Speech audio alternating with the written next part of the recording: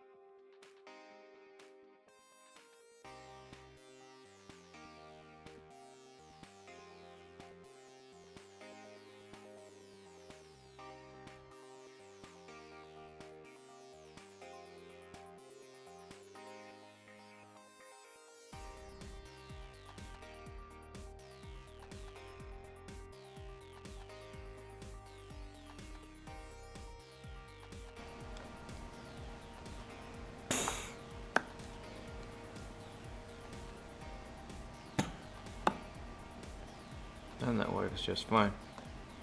Now let's see this one, and this should give me a clicking sound, so nothing's happening. You can see a spark.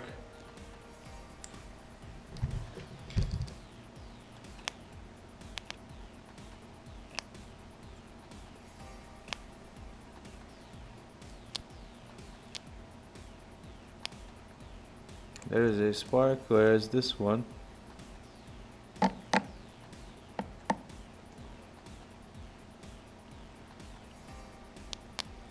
nothing's happening. So I brought me another one, and upon testing it out, it does work. So I need to remove this one and change it, because on this car everything needs to be changed.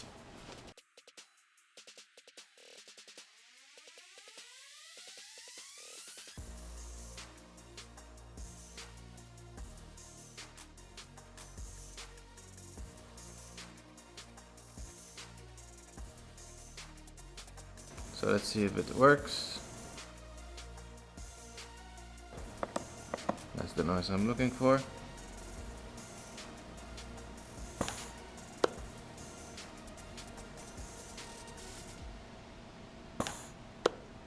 That's it.